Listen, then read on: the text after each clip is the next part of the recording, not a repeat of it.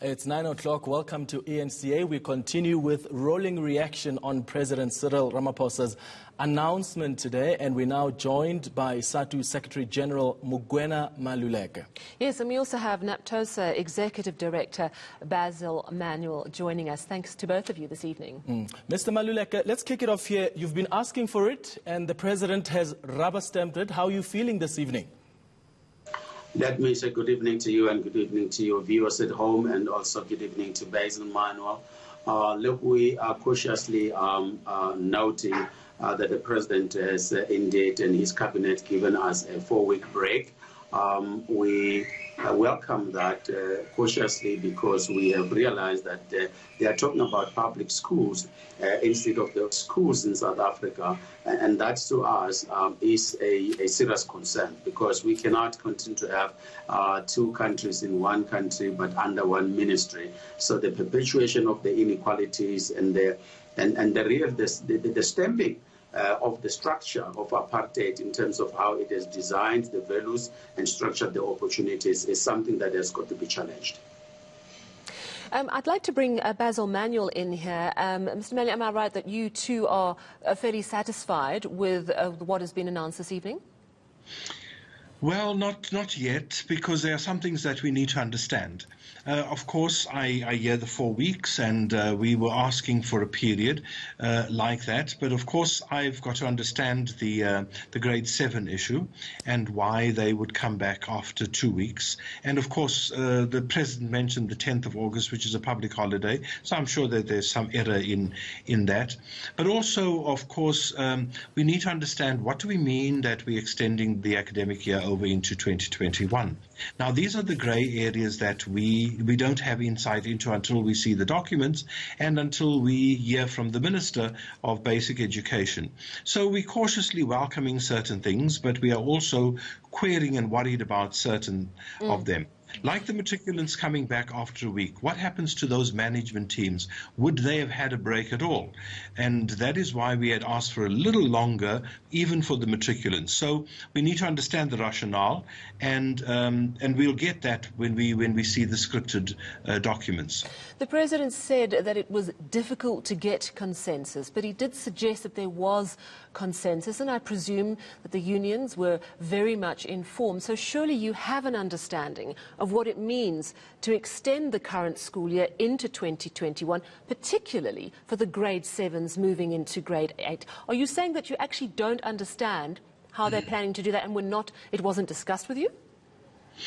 Certainly, such ideas get floated, but there's no detail around that. And I cannot say that we have had a detailed discussion on that, no. But remember, we're not privy to what happens in Cabinet. The unions as a collective tabled a document, and to my mind, that was the only document tabled. That was not part of our document. But we are willing to hear what informs it, and particularly what does it mean, because in fact this is what is going to concern everybody. What impact will it have on the calendar for 2021? What impact will it have on the curriculum of 2021? And so there are many aspects which we can't yet talk about, because we're simply still trying to understand what it means. Mr. Maluleke, let's bring you back in here. Do you perhaps have a better understanding on the rationale and the reasoning behind this announcement by the President this evening, the fact that the academic year will be extended beyond 2020? I understand the Minister made a presentation to the unions. What do you understand things are going to pan out? What does the extension of the academic year beyond 2020 really mean for the pupils? Well, let's look at the issue of the 2021 and the academic year. You would remember that the ministry has always been obsessed about saving the academic year. So clearly that it's what it means is that the minister has now acknowledged and accepted that we cannot save the year 2020, and therefore it needs to be extended into 2021 and 2022, meaning that we have got to go and relook at the curriculum and be able to say to the schools they have got to be flexible, they have got to be autonomous in terms of how they are going to address the issues that the learners have got to be looking at. For example, they have got to, as a school, agree what are the concepts and skills and the knowledge that the learners have got to master, so that then they are then able to be progressed to the next grade.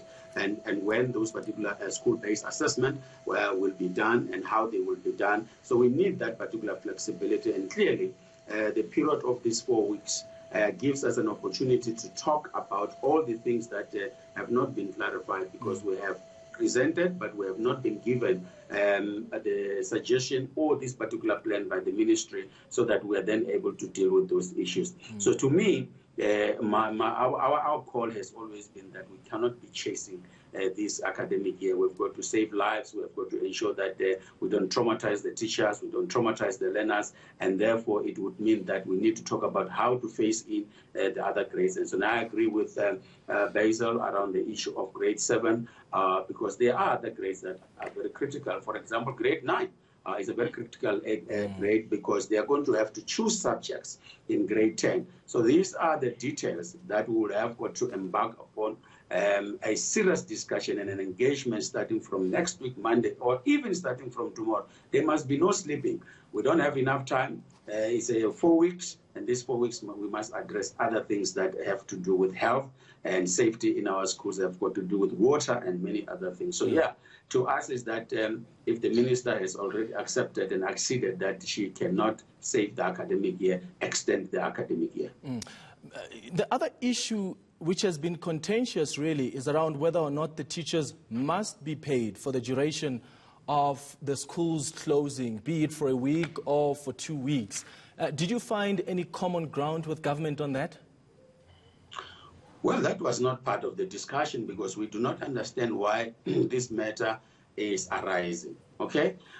Because nobody has ever raised this matter when the schools and the principals and the teachers were sleeping at schools during the weekend, when the teachers are taking work at home and work during the night, prepare lessons, mark, and be able to do the 7-hour teaching every day without complaining. So we don't understand how it's arising. So clearly, it is that we make it very clear. We cannot discuss this matter, because it is undermining the profession, it's undermining the essentiality of the teaching profession and education. So we need to understand that the teachers have never asked for the bonus. The teachers have never asked for an overtime for doing all the work that they are doing. And therefore, they are working with human beings, being our children. They've got to ensure that those particular children are safe, and therefore they're about social interaction. So as we're doing social distance, school is about social interaction. We're building a human being. We're not working with objects, and therefore it doesn't arise. I'd like to bring Basil Manuel back in here. One of the issues that we know is the issue of deviations. Some government schools have moved very quickly to get everything in order, and they've applied for and been given a deviation, which is allowing them to bring grades back earlier. Is your understanding that this 1-month break will also involve them? Or are schools who've received, government schools who've received a deviation, are they allowed to continue with their plan? Remember, we had the Gazette where everybody was coming back. Now the President has announced a different dispensation to that. So I don't believe, and of course he was very clear that the grade 12s are going to come back on a date and the grade 7s are going to come back on a date. I can't see that that then automatically covers the deviations that were there. But of course, when we read the script, we might see it differently. But that is my understanding, that in fact the deviations were at another time, and now we've had another announcement which changes everything we've had, because certainly we had the grade 11s back and the grade 6s back, but they're not back either, so why would the deviations still stand? So we've got to get clarity on that too, but I can't see that that is automatically so. Quick question. This month, is it essentially a holiday? You know, we're so used to children remote learning.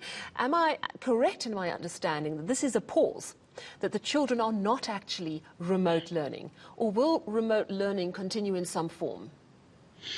I would imagine that it's a pause, particularly for the grade 12s, and to some extent the grade 7s as well, which I'm still trying to wrap my head around. My colleague Maluleke has made it clear that the grade 9s, we believe, are far more critical. Insofar as the other grades are concerned that either haven't come back yet or are coming back much later, we've encouraged our teachers over a long period of time to ensure that those learners actually go home with something to do so that they are not completely cut off from the schooling system. But yes, this is a break, and particularly for the shorter periods.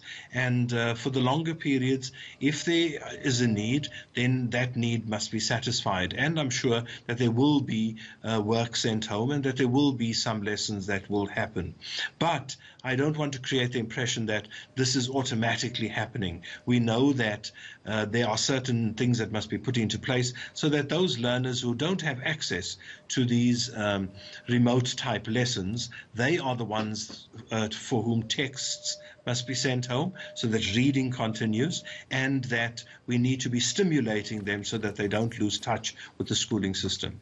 Mr. Maluleke, the school nutrition program, there are about 9.6 million learners that depend on that. The president announcing this evening that that program will continue to operate. Pupils and parents will continue to collect food. How is that going to work? Are you going to be in conversations with government so you can allow your members, the teachers, to go to the schools to make sure that this is administered? And I'm sorry I'm asking you this question, but the president has decided he doesn't take questions after the addresses. Well, you must send him a telegram so that he can answer all of us. Yeah. Clearly, what we would propose is that when the school management team, because the president has indicated that they will remain for next week to do all the other administration work, is that starting from tomorrow, as the learners will be closing, what will be important is that the school management team should put in place an innovative plan of when the parent can come and collect the food parcel or the food that is there. It may not be prepared, but I think we need to be able to say they must be innovative. They must put in plans a situation where we don't have learners coming back to the schools, because we were saying bringing the numbers, it's increasing the potential for transmission, and therefore we wanted to have a break to reduce the traffic and reduce the volumes that are coming to our schools. And therefore it will be important that the school management make sure that the parents are informed when they must come and collect for a week or even for 2 weeks, or even look at the vouchers and making sure that at least those particular learners are able to receive food at home rather than be coming to school. Because bringing the teachers, bringing the 1,500 learners to come and be fed, we will not be able to suppress the rate of infection we're seeing in our country. So there are a lot of areas that we can be able to put in place, including food banks. There are areas where we can say the school must drop the food and then the parents come and collect food and go and prepare the food at home. I'd like to ask you a final question, Basil Manuel, and this is on behalf of perhaps a mother who's a single mom, who is desperately trying to go back to work, who doesn't have enough money for childcare, who relies on the school system to make sure her children are safe while she's at work. And now she's sitting wondering what on earth she's going to do. What is your message to her tonight? Of course, we must remember that schools always have breaks. And the parents do make the plan for when there are breaks. And of course, this is one of them. But of course, there are other things too that must be done. As the president himself said, we know that this doesn't always satisfy everybody, but everybody has to make a plan to make it work. And this is one of those instances where we will have to do that. My heart certainly goes out for people that find themselves more desperate because of finding a childminder. But this is exactly what we do normally, because this is the time we would have normally closed for 3 weeks. But these are not normal times. I mean, we're looking at people who are desperate to earn money after months of lockdown. Yes, I hear you, but I'm saying the principle is the same. It's not really. if you were looking for somebody if you had somebody to look after your child, it is the same principle. There are going to be people finding it a little more difficult. But what is the purpose of this? The purpose is to prevent and to allow the system to build up better care for the very children. Is that not better than to expose the children to more harm, as is possibly the case? Well, let's leave it there. Naptosa Executive Director Basil Manuel, thank you for your time, as well as Sadtu General Secretary Mugwena Maluleke. And that's the issue, isn't it, Sally? Yeah, a lot of parents are now thinking, what am I going to do? The economy has opened up. I need to go to work. Yeah. What am I going to do with the little ones? Not all people have the financial muscle to organize childcare. And I was speaking to Professor Karim earlier this week, and he said, you know, we presume that children are getting infected at school. In fact, they might not be. And very likely they're getting infected at home in their communities. And if children are left on their own to run around, the risk might actually be greater. Yeah, and all the president is telling you tonight is organize that alternative childcare arrangements, and we acknowledge the difficulty. We take a quick ad break, and when we come back, we'll give you a wrap of what the president has had to say this evening. Stay with us.